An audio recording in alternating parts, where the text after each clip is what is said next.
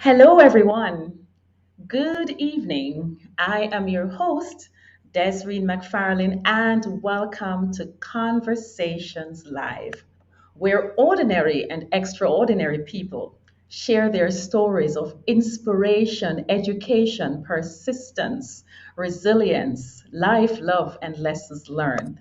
This is the platform where you learn from others' practical experiences. This afternoon, we have a special guest, as usual. But just before we go, when you join this program, I invite you to share, like, subscribe, and hit that notification bell so that the next time we're on, you will be notified. Also, I want to remind you that in the final 15 minutes of this program, you will have the opportunity to speak to my guest, to ask him your questions, and he will do his best to answer. Thank you so much for taking time out of your schedule, whether you're joining us live or you'll watch this program afterwards. Please remember to share. That is the purpose of Conversations Live. Now, this afternoon, we'll be looking at a very important topic as we consider the climate that we're living in. The COVID 19 pandemic is still raging. Now we're hearing of the Delta variant, and I'm sure it is as scary as the other variant, if not more scary. But this afternoon, we're going to look at, in spite of what is happening around us, it is time to emerge. As usually, our guests introduce themselves. And this afternoon, my special guest in studio is Dr. Jermaine McCalpin. And I'm going to ask him right now to go ahead and introduce himself to our audience. Well, good evening, Conversations Live. My name is Jermaine McCalpin. I am a college professor here in New Jersey. And before that, for 10 years, I was a lecturer at the University of the West Indies in the Department of Government. I write, I mentor, I speak, I research, I teach, I serve, I help. That's me in a nutshell. Wonderful, wonderful. And may I add my quote of welcome to you. Welcome to Thank Conversations you. Live. Thank you for consenting to be here. And I know you have an inspirational story to tell. So we're going to start at the beginning. Tell us a little bit about your background. Tell us a little bit about where you were born, where you grew up, and your education. Well, my story starts for most persons born in the 70s, 1978. Later this month will be my birthday. It starts at Victoria Jubilee Hospital on Thursday, August 24th, 1978. Ah, And I resided in Augustown for the first 6 years of my life. But Augustown continues to loom large in my reality because I have so much of my family still there and friends. So it continues to be my lodestar. I was raised in Augustown by the banks of the Hope. I love to tell people I was on the banks of the Hope before DJ Agent Sasko was there. I grew up, I went to Bob Allen Basic School, I went to micro practicing, I went to Calabar High School, the University of the West Indies, and Brown University. And mm. so most of my adult life has revolved around academia and studying.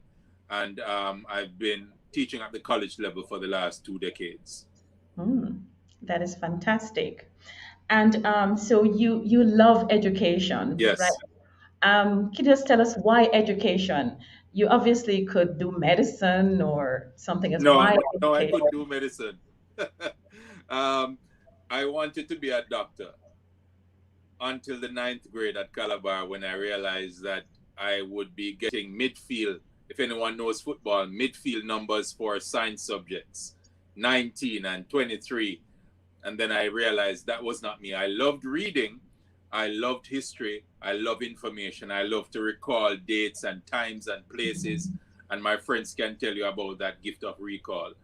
And so I read a lot and I read about places I wanted to visit. And so when I didn't get through to law, it's a very interesting story. When I didn't get through to law, I applied in 1996 for law and history. Now, Mhm. in the mid 90s, if you were doing history, literature, and economics at the A level, it was law. But only 20 plus students would be called to acceptance to the Mhm. first year law. Didn't get in. Turns out my application was lost in transit to Jamaica from Barbados. So UWI has no space for me, no place for me, no evidence I applied. Long story short, I waited at the admissions office for an entire workday just to see the admissions officer. And he said, all I have is political science. And I said to myself, what am I going to do with this? Today I have 4 degrees in political science and international Mm. relations. And I started to think about academia, about education as a vehicle for social transformation. It Mhm. was my vehicle for social transformation. My mother would often say, when you are born into the reality of poverty, education is the way out.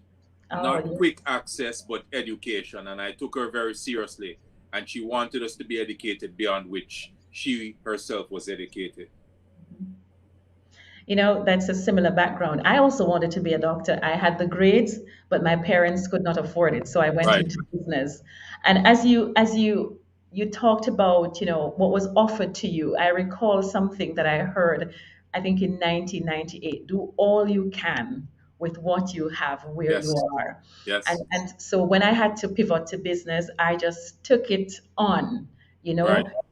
It's not what we think we want, sometimes what our calling is.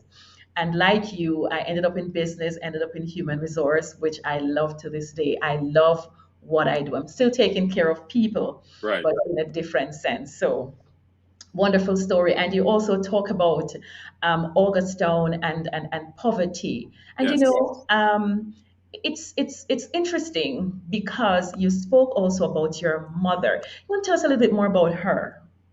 Well, my mother, I call her my consistent confidence. She went home to be with the Lord two and a half years ago, Oh. but she continues to loom large in everything I do. My father Mhm. was always there and he was present, but there was something particularly profound about my mother Mhm. because, in many ways, her lessons were very intentional, they were very deliberate. I saw what she did, and I Mhm. also assisted her a lot. I was her right hand, you know, to the market. I learned a lot about life from market people, from the Mhm. average rural Jamaican resident. I learned so much. My antecedents are from St. Mary and and Portland, and so a lot of the market vendors came from that side of the world. And so my mother, she told me at 12, she said, if you love to eat, you must learn to cook. So many life skills and life lessons, and we'll talk some more about her inspiration for the book I penned. But Yeah, that is my mother, and I don't speak about her in the past because she still exists in my DNA and in my reality. absolutely. Fantastic. All right, so let's talk about when you entered the world of work. What was that like when you entered?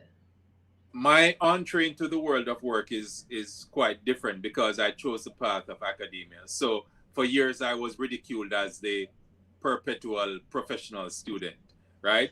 Yeah, I go school from basic school all the way to grad school. So I remember when my cohorts from UWI, they had started life as you wish. I was still training to be a professor. I Mhm. got my PhD at 27, and so I began by teaching 1 year at Brown University, and then I always wanted to return to Jamaica. So I came back to Jamaica for 10 years and I taught at the place that made me into who I am today. I went back to the Department of Government. So I started teaching before I left for the PhD in 2000, but I came back as a doctored lecturer in 2006, 2007. And so academia has been my life. It's not just the teaching, it's not just the pedagogy, but it's the opportunity to pass on life lessons, to shape minds. And I'll give you a quick anecdote. The reason I became a lecturer was because of the confidence a lecturer placed in me. In 1997, I was doing a course, Intro to African Politics, and I was intrigued by South Africa. South Africa was now just 3 years into democracy. And so the lecturer said, I'm leaving in 2 weeks, and I'd like for you to teach this class because you seem like you're interested in the topic. So I looked at him and I said, you must be joking. He said, no, I'll be out. I'll never forget it. It was November 1997. And he said, prepare, I'll give you some pointers, I'll give you the resources. And I prepared the lecture. I delivered it in front of my peers, and the rest is history. So it opened, that single opportunity opened my eyes to the reality that, look, I was born for this. But I came upon it in my mind by accident, but God already had a divine plan orchestrated behind the scenes. Absolutely, absolutely. And you're very Afrocentric, right? Yeah. Yes. Your roots, your African roots run deep. Can you tell us about how that experience started? So I'll start with how it didn't start. I'll Okay. start first with the reality that so many persons think that they have to disown and discredit their Africanness in order to own their other identities. Christian, advanced and progressive, all those kinds of nomenclature. But I grew up in Augustown, and so Mm-hmm. I was surrounded by Africa, not just in the name. We had Africa Gardens, we had Bedward Crescent, we had all these things. I knew the Naya Bingi, and I knew the Bobo. I saw the Bobo man selling broom and Kalaloo Mm-hmm. on Sundays. And so Africa was always around me, right? And then I came to the university.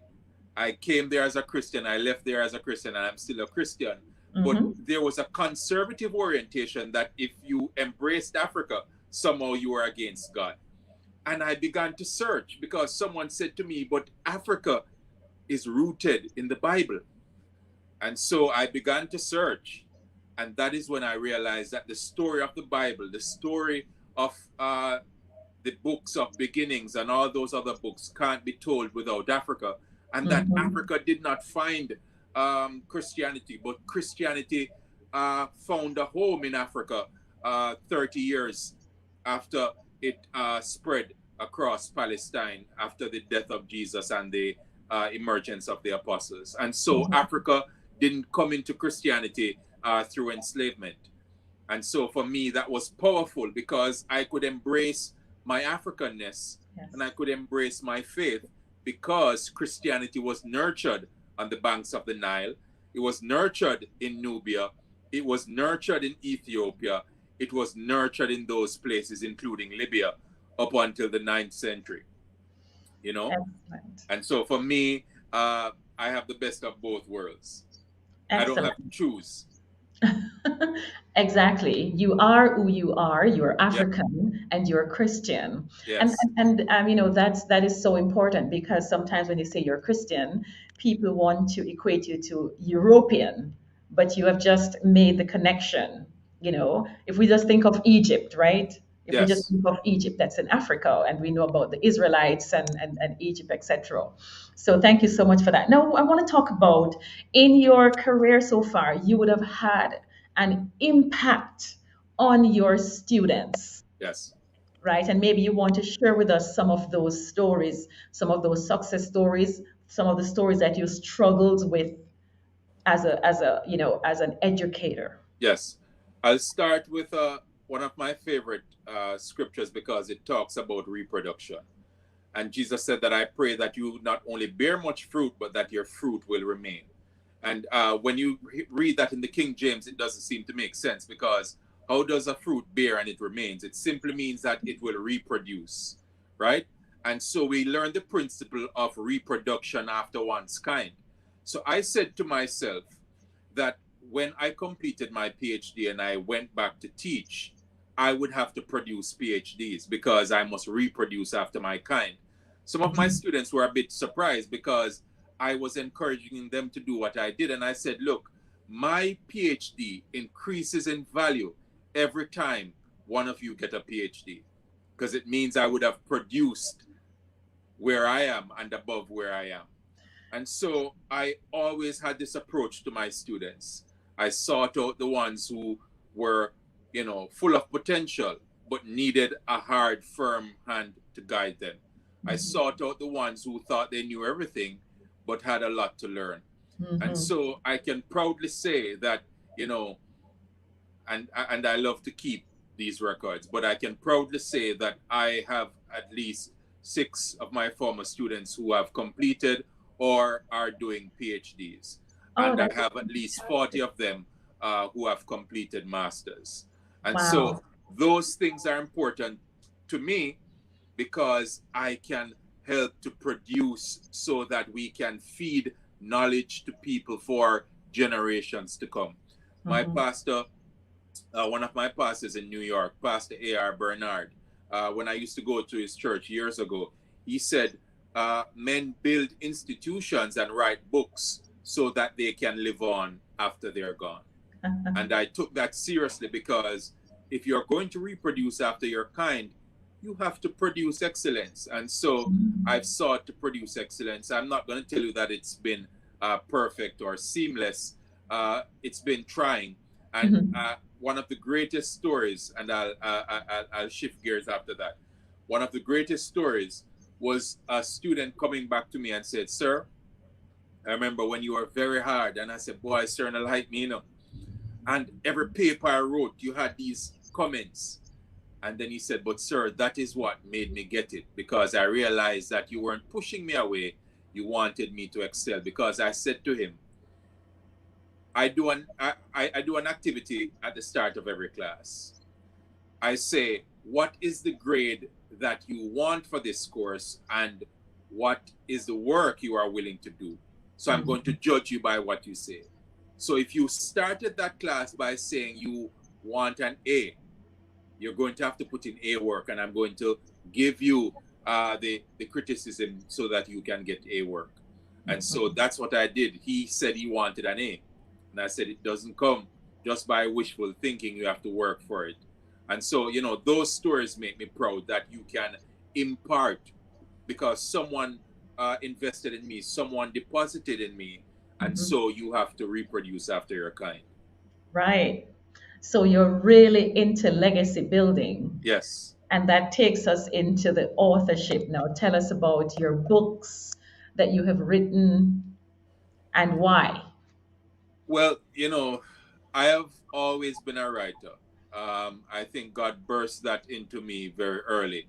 I was afraid to embrace it. So I've been writing poetry since 1993. Mhm. The first time they would have seen the light of day was in 2004. I think a single one was published at a journal when I was in grad school.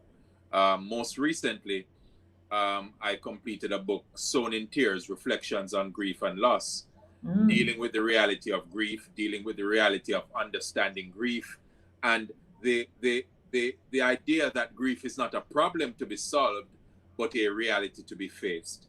And so, Mm. Sown in Tears comes out of that experience of having the reality of so many loved ones passing in a very quick succession.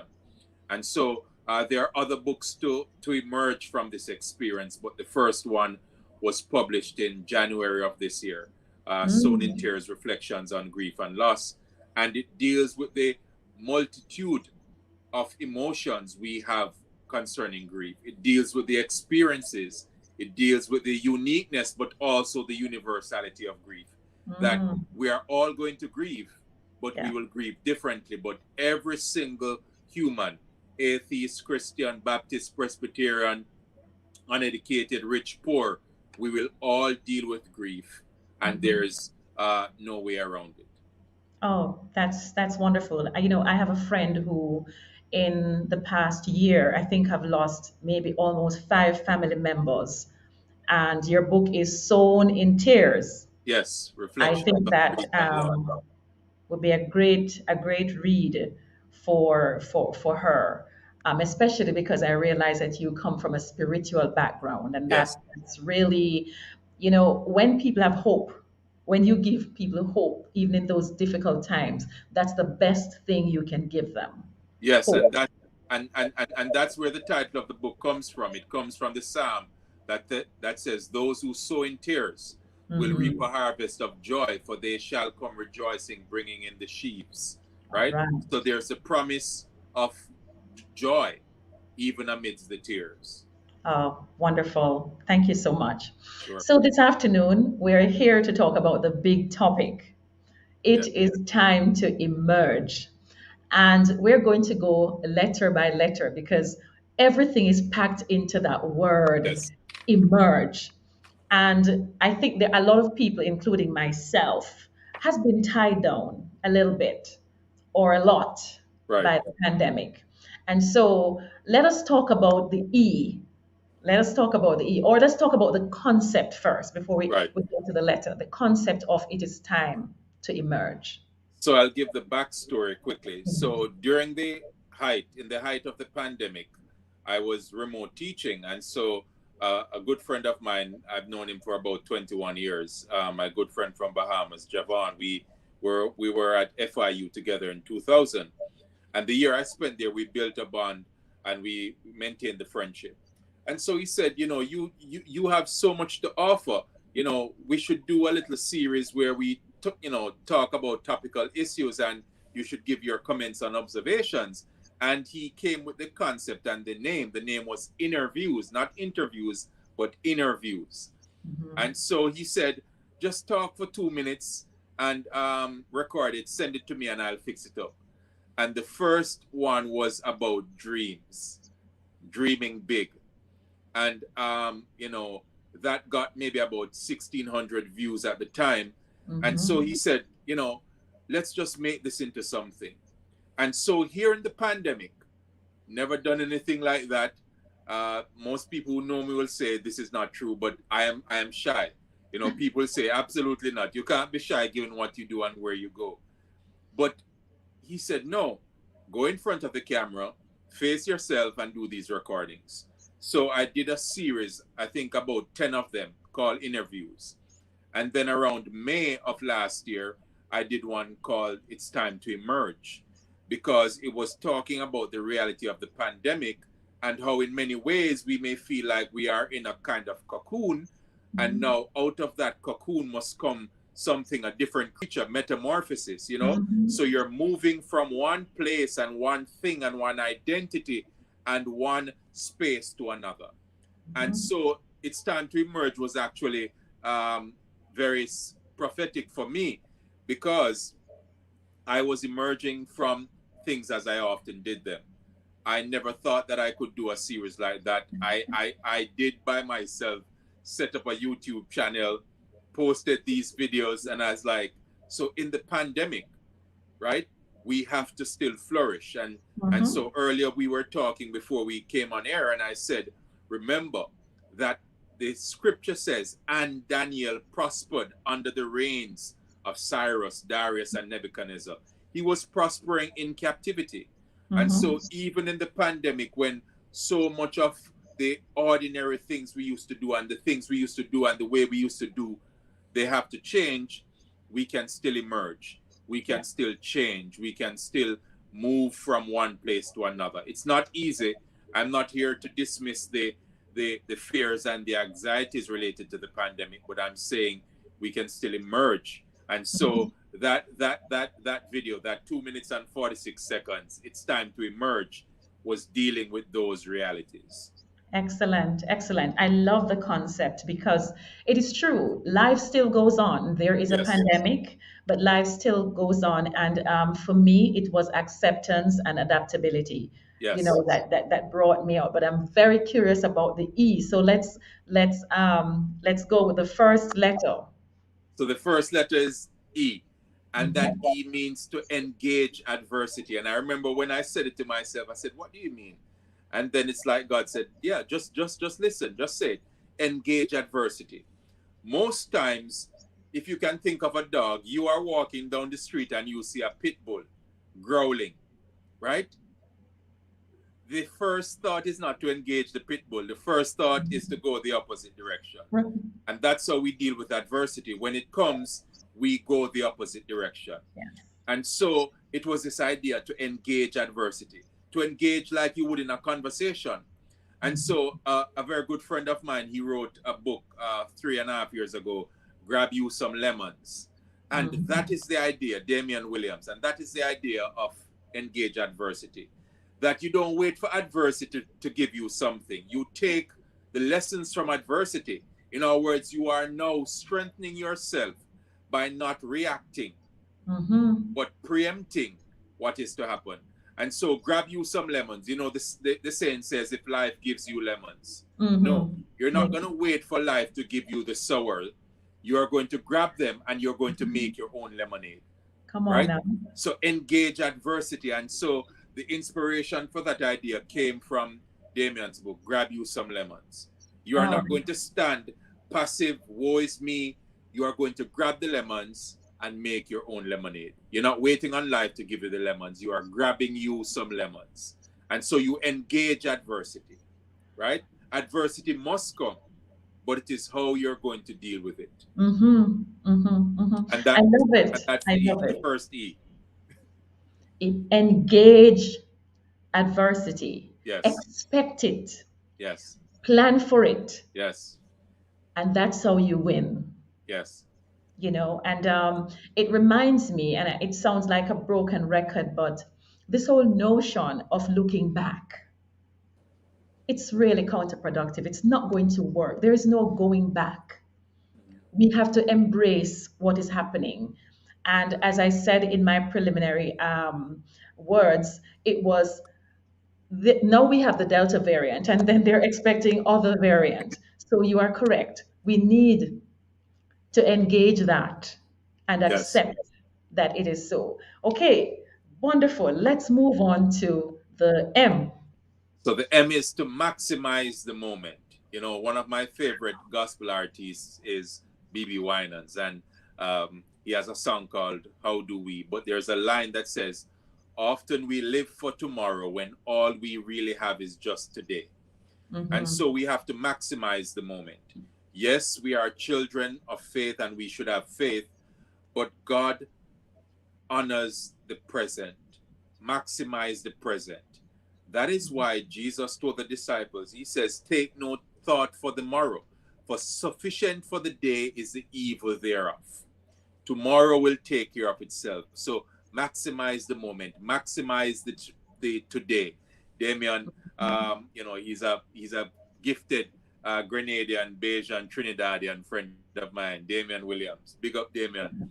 And he says, those who are the prepared are those who can seize upon opportunities, right? Opportunities find the prepared. That's what he says. So you have to maximize the moment, whatever moment it is. It may be a small moment for you because it is not the measure of comparative moments. Mm-hmm. It is maximizing what is in front of you. So it may be Mm-hmm. small in comparison to Desrene's moment, but it is your moment to maximize. And Mm. so that is what the idea of the M is: maximize the moments, I right? love And it. so I you love have it. to Yeah. you have to Mhm. maximize the moments. Yeah. There are opportunities out there. We are the ones who have to grow those opportunities, Yes. right? It may be a little seed, and we have to plant it and water it. So we come up with an idea, as you say, maximize it, get the best out of it. I love it. I love it. Engage adversity, maximize the moment. So let's get to our other E now. And the other is to expand your horizons. And that is what I did Mm. with these interviews. I said, look, I'm not doing any YouTube. And he's like, no, man, try it. You have to expand your horizons. You know, in the world of cliches and buzzwords, the Uh-huh. pandemic has given us so many, right? Social distancing, Mhm. protocols, resilience, pivoting, agile, all of these kinds of buzzwords. But Mhm. expand your horizon. Get out of your comfort zone. When you think of the horizon, as you stand and you look, at the sun setting, and you're wondering, how far away is the sun setting? Who is the last person to see the sun set? You have to expand your horizon. I went back to my primary school micro practicing the other day. And when I was there for the 5 years I was there between 1984 and 89, it seemed like a huge place. When I went back Mm-hmm. there, I was like, is this little place? Because what? My horizon had now Horizon. expanded. And Yes. so it seemed smaller rather than bigger. And so we have Mm-hmm. to step out of where we are and expand our horizons. You know, Mm-hmm. before you get on a plane, imagine the worlds that you can travel to. You know, before I ever got on a plane, I traveled all across the world before setting foot on the tarmac, Mm-hmm. because then you still had to walk up with the removable step. And I imagined places that I would travel, and God would so allow it that years later I would travel to many of these places Mm-hmm. physically. And so you have to maximize your moment. You have to expand your horizons, right? Mm-hmm. Those who are with you are more than those who are against you. And Yeah. that's not just humans. That is God reinforcing you to say, step out in faith, because those that you see there on the battlefield, they are going to be confounded, and you will expand into new territory. That was his promise to Joshua. Mm-hmm. So Mm-hmm. expand your horizons. Yeah, I love it. And I really want to zero in on a comfort zone. That's a place where very little growth takes place. Very, very little, if any, takes place. As you were talking about, how you felt about social media, it was the same for me, right? I was never on Facebook. I never had a YouTube channel. I had a profile on LinkedIn, but I didn't use it. Right. And then I realized that if I did not get out of that comfort zone where I have this steady job and, I am sure of this and I'm sure of that, we have to get with the program. I had to get with the program. And I have some of my friends are laughing at me now and says, yes, man, you are better at me now with social media. Because as you say, we Yes. have to embrace what is out there. We Yes. must do that. Get out, expand your horizon, go new places, do new things, learn new things, unlearn some of the things that are not beneficial to you in this moment, and Yeah. replace that with learning. And that is really how you expand your horizon. I love it. Great. Thank you so much. All right, EMER. Let's talk about the R. So the R is to reach out and help someone. You know, in the Mm. 80s, there was this song when they were talking about the less fortunate. Reach out and touch somebody's hand and make this world a better place if you Mm-hmm. can. And so, even while you are expanding your horizons, take time enough to remember someone else, to Mm-hmm. reach down, to reach across, to reach behind, even to reach above, because even those who are climbing still need assistance, right? They may need someone to push a foot up, and so reach out and help someone. I remember my university days; it was filled with a lot of benevolence. You know, I Mm-hmm. had the worst handwriting, but many persons benefited from my notes because I took notes very seriously, not just what the lecturer was saying, but also in my notes were the things I recalled from reading. And Mm-hmm. so my notes made it easier for me to study. And I remember someone said, but where are you going to get time to study? And I never forget on the chapel steps at UA, it's like God said, help, I am your help. Help those, and I am helping you. And so Mm-hmm. that is how I was successful at UA. You know, I helped others to succeed because I tell people all the time, there are enough stars in the universe for all of us to be a star. My light isn't dimmed because you are shining. Mm. So reach out and help someone. You know, I wrote something recently on LinkedIn. Help even when you need help. Mhm. There is someone else that is more desperate than you are. It Yeah. is it is inevitable. We hear the story about the guy who was going to eat his last banana and Mhm. then jump out of the tree and commit suicide. And he ate the banana, dropped the skin, and saw another guy picked it up and eat it. And he said, "No, no, no, I can't do this." and reach out and help someone. Yes. It is so important. Even what we're doing here is helping others, right? Using or give your time, quality information, quality assistance to the people Yes. who need it. It's going to return to you. We have a mutual friend watching right now, Mauricio, and Yes. she would remember that I spent most of my time at NCU as well teaching. There were students who came to class and said, I didn't understand something, and I know you know it. And I spent my time going up to the board, and as I taught them, I became better at it. So Yes. exams were a breeze for me.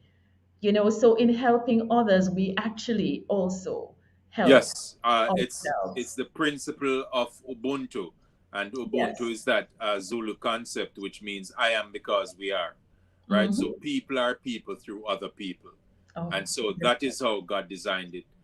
God placed us in community so that we could not only help but be helped, right? And that's Absolutely. the essence of Ubuntu. I am because we are. Wonderful. Hello, everyone. You are tuned to Conversations Live with Dr. Jermaine McCalpin, and he is exploring the topic with us. It is time to emerge. We have covered engage adversity, maximize the moment, expand your horizon, and reach out and help someone. If you're here, please remember to share, like, and subscribe. This is the place where ordinary people and extraordinary people share their stories, and those stories will help all of us to be better people, workers, leaders, parents. This is the place where you are encouraged to be a better version of yourself. So, We're at the Jermaine, we're G. going on to, yes, go ahead. We're at the G. We're at the G. We're going on to the G now. Yes. So the G's grip, grip the rope, hold on, because in many instances we might have come upon some tumultuous waters, but grip the Mm, rope. Someone may be throwing you a lifeline. Um, it may be in some choppy waters, but you are going under. Grip the rope and hold on, right? mhm, When I think of the metaphor of you know the nautical metaphor, and I remember the story of Jesus and his mhm. disciples on the boat, and they said, "But he doesn't care whether we are perishing." And he simply said to them, "O ye of little faith," and he simply said, "Peace be still." So what is important is not the storms that are outside your boat, but it is who is in your boat, right? Mm, Not the storms that are outside your boat, but who is inside your boat, right? Who is sailing along with you? mm. And so when you grip the rope, it's because you know that someone is there to help you, to hold you. And that is why I started off by saying, Ubuntu, I am because we are, right? Mhm, You don't mhm, have to be strong at everything, but find someone that can reinforce you while you are weak. And that exactly. is what Jesus said to Peter. And when thou art converted, strengthen the, Yeah. the, the brethren. So, in Mhm, other words, you are weak now, but you will be strong one day. And when you become strong, remember to strengthen others. And that is the excellent. circle of life. You know, Mhm, you have mhm, to strengthen others. And so when you get that grip, someone helps you, you hold on, and you come out of that. You give someone an opportunity to also emerge, right? And mhm, so that's mhm, important to do. And I want to do the final E, and then we can talk some more. But the other E, the final E, is to mhm, embrace change. There mhm. can be no progress without movement. There can be no movement without motion. And so you have to move. Yeah. You may be in pain. Um, I didn't know it would come up, but I just said it. You may be in pain for about 9 months. I have had pains. I'm speculating that it could be because I've been sitting and teaching more often, but the tests aren't helping, and I'm feeling the pain, and I still have to function, and I still have to function at a high level. I have to do this for my university. I have to do this speaking engagement. I have to do this at church. I have to talk about Africa. I have to do all these things, Mhm. and so sometimes we don't have the convenience of having everything together before we move. Mm. I love the Mhm. stories of the Old Testament because they provide a prophetic direction as to where we are. And David, again, he was exhausted, but he was still pursuing the enemy. And so the idea of embracing change is that even when it is not convenient, this pastor used to say, when God gives us trials, it is temporary inconvenience for permanent improvement. He always said that, temporary inconvenience for permanent improvement. But if you are Mhm. going to change, you have to move.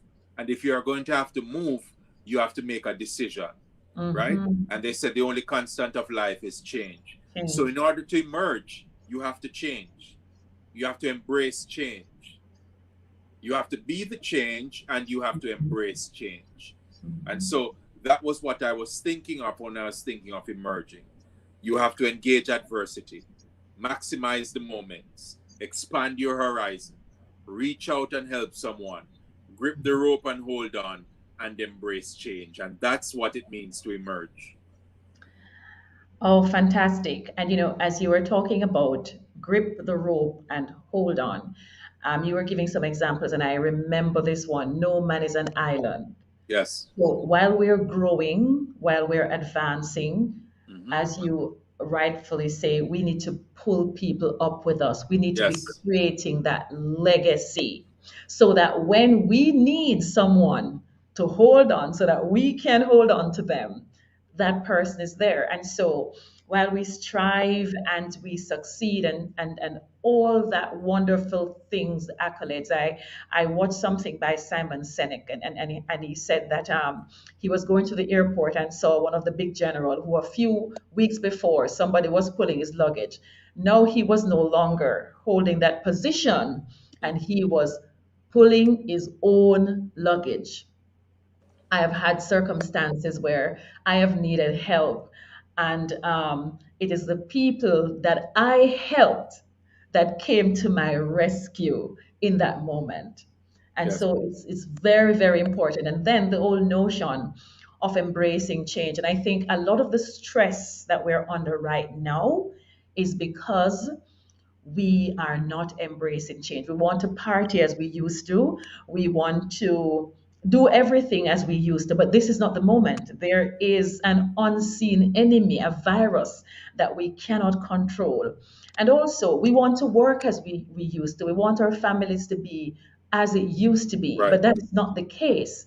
And so, the whole matter of embracing change in our personal, professional, religious, in our lives, right? In every aspect of our lives, we need to embrace change. And I have found that as I myself, I've come to the realization that, look, things may get way, way better, worse before they get better. Is the more I find myself being productive, as you Yeah. say, the first one, engaging adversity, trying to read the tea leaves, as they say, trying to forecast what is coming next and prepare for it. Excellent. Thank you so much. Thank you Pleasure. so very much. Now, I don't know if there are any questions. I know that there are many comments, very informative discussion. Thank you, Des and Jermaine. Somebody says, maximize the moment, whatever it is. Somebody's Donna is loving the R. Marissa is saying, unlearn some of the things that are not beneficial to us at this moment. And yes, she remembered that we what we used to do in university. Now, if there is somebody online right now or will come on after that is thinking about emerging, doing all of these things, engage and Right. engage in adversity, maximizing the present, expanding their horizon, but is fearful of the risks because there are risks involved in almost every aspect of our lives. What would you say to them? I'll just simply give them this reality. When I embarked on studying, I became so obsessed with being successful.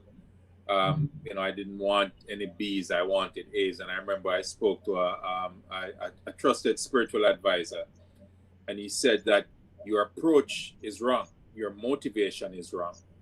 And so I changed my motivation to being the best that I can be, and to leave the rest to God. When we Mhm. talk about fear, my pastor loves to say it is false evidence appearing real. He loves to say that. He had a series, a 10-part series on fear, and he said it is false evidence appearing real. And we can tell, you're having an anxiety attack about the plane going down, and you feel like the plane is going down, right? Or you're afraid of this or that. Fear is a part of life. The Mhm. problem is not fear, the problem is our response to it. Mhm. We all have fears. So I'm not going to sit on this live stream and tell you that I don't have fears. Mhm. I have fears of failing. I Mhm. have fears of whether I can do this. You know, but what helps me is a groundedness in the truth that I am not standing in my own strength. And Mhm. so that is what helps me with fear. I don't have any you know hocus pocus to help you. Just stand in the groundedness of knowing, if that is, I know that I am not relying on myself exclusively to fight any battle. This Mhm. morning's devotional says we don't fight for victory, but we fight from victory, right? And it Mm. was talking about the fact that God promised and gave the promised land into the hands of the Israelites, but they had to fight to remove the Amalekites and the Hittites and the Jebusites and the Perizzites. They still had to fight. So Mhm. know that you will have fears, but you can conquer them. That's what Romans 8:37 says. Nay, in all these things we are more than conquerors Mhm. through him Mhm. that loved us. And so Yes. my belief is that fear will come. But when the Bible says perfect love casts out fear, it is not our love. It is God's love for us that will cast out the fear. You will have Absolutely. fears. You will have Yeah. fears, but I'm encouraging you to not give in to them, not let them speak to you. Kirk Franklin has a song that says "Hello, fear." The same idea with grab you some lemons. You are going to do the first step. I know I'm afraid of this. Hello, fear, but I'm still going to do it. Right? That Mhm. is how, when I was learning to drive for the first time, I was always afraid that I was going to have an accident. And if I allowed that fear to keep me from driving, I would still not be driving, because anyone who drives has the potential risk of being in an accident. Mhm. And so we should not let our fears overpower us, but we should ground them in the reality that I am bigger than my fears, right? Mhm. And so that's what I'd say. We all have fears, but we should speak to our fears and not the other way around. Let them speak to you. Yes. Absolutely. And the fear we feel is greater most time than the thing itself. Like I Yes. am terrified of flying. And some persons who are listening may say, but Desiree, you have been flying all your life. Your job has always been to fly all over the place. Yes, I fear flying. So when I heard you giving the example about the plane going down, I have that fear, but it never stopped me But do you from know what I going used to forward. control it, Desiree? On a flight to when I was going to South Africa. It's a 12-hour direct flight from London. Ah, And I said 39,000 feet up, only one person can control what happens here. And it's not even the pilot, it is God. So, because my heart was about to beat, I said 12 hours? I said 12 hours on one plane? I said sleep and breakfast and lunch and dinner? And they said, yes, 12 hours to Cape Town, sir. And that's when I had to speak to myself and said, listen, You worrying now isn't going to make the plane stay in the sky, Mm-hmm. right? So sometimes we have to use what I call logos, and that Greek word simply means logic and reason. If the pathos doesn't work, the pathos is the emotion. If the Mm-hmm. pathos appeal doesn't work, you go to the logos appeal, reason, logic. You worrying isn't going to make the plane go faster or slower. It's not going to stop the turbulence, nothing. So stop. So you have to speak to your fears sometimes, right? You have to use Absolutely. reason and logic. It's Absolutely. like when I see women. I saw this woman and she was all conquering, and then a lizard ran by, and she became as dead men, as the scripture would say. And I said, listen, the lizard is equally afraid of you. you know. Um, so we have to learn to corral and to speak to our fears. Yeah. It doesn't mean that it's a one-time speaking. You have to continue to speak to them. Yeah. Well, I'm in that lizard boat as well. I'm in that boat as well. As you spoke about, I went from New York to Chengdu, China. Okay. And that is nothing compared to from London to South Africa. That's even farther. I spent 26 hours flying to Chengdu, right? It was amazing. I mean, I had a stop and then get up there again, but it was flying time. It was 26 Right. hours flying time.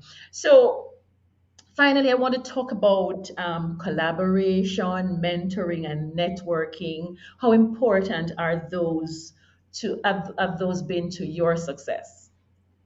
You know, when I think of where I am today, I think of my mother. I think of my youngest but still older sister, who, amidst all the poems I could recite, she taught me to write my first A, my sister Claudette. I think of my other sisters. I think of my church family. I think of my friends. I think of the many persons along the way that deposited or invested something in my future. And so, even though we may not think of it as collaboration, they are what you call co dreamers, right? Mm-hmm. You have to have someone that is depositing.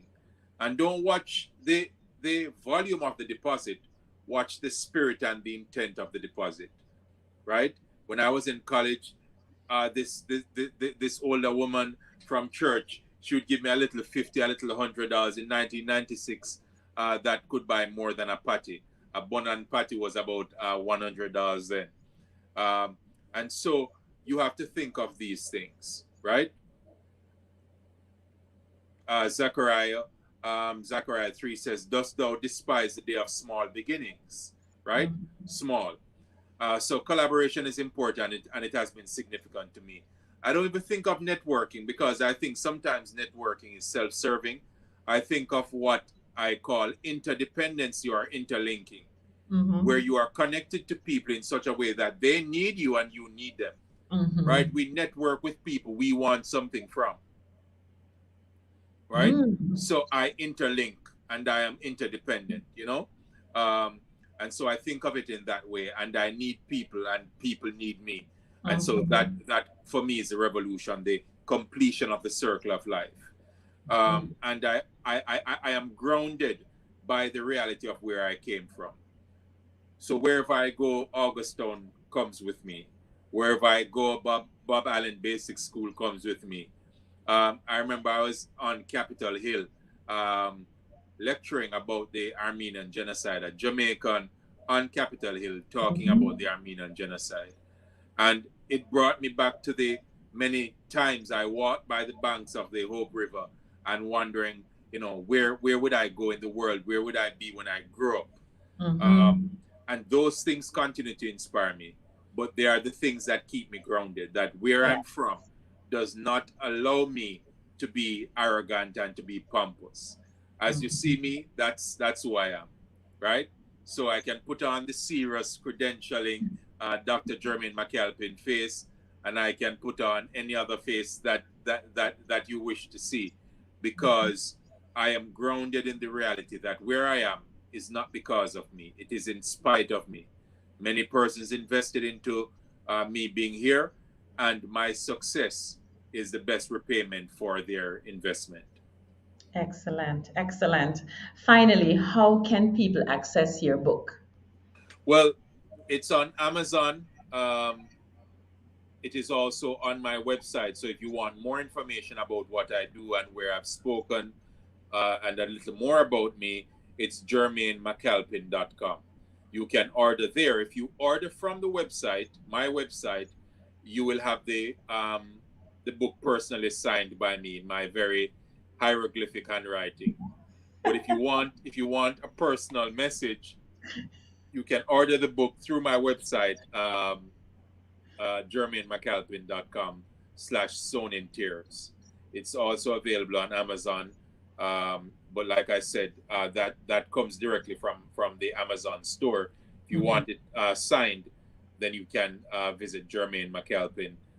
That's MCCALPIN, because I know most persons always, get the last name wrong. I've been called so many different last names, uh, from McCalpin to McClarty to McAlpin to McAlpine, but it's McCalpin.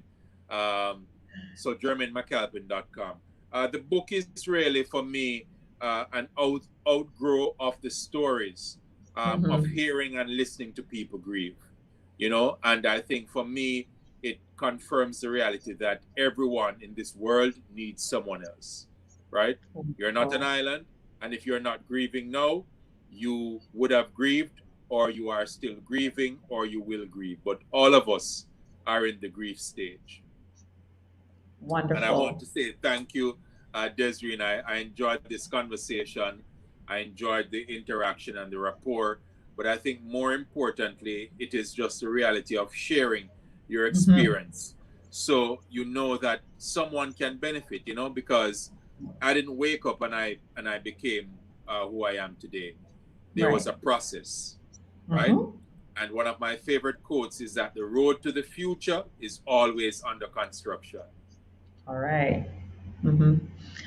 Well, you're welcome, and thank you so much for being here. Thanks to our audience who has been with us. Thanks to those who will watch this program afterwards. It is time to emerge, and Dr. McAlpin has really challenged us to engage adversity, maximize the moment, expand our horizon. We cannot grow in our comfort zone. Reach out and help someone. So while you're climbing, look for people who can pull up with you. Then grip that rope and hold on. Do not give up on your dreams. Do not give up on the goals that you're going after. And most importantly, no matter how bad it gets, if you embrace change by accepting what is happening and planning for the worst case scenario, you will make it. Thank you so much for joining us for Conversations Live, where this afternoon we had an extraordinary guest sharing with us. Thank you so much for being here. Thank you for inspiring our audience. And thanks to the audience. And remember, if you're there right now, please give us a like, subscribe, and click that notification bell so that the next time Conversations is on, you will be notified. Later this month, we have another session of Conversations Live, so I look forward to seeing you then. Thank you so much for being here, and bye for now. Thank you. Take care.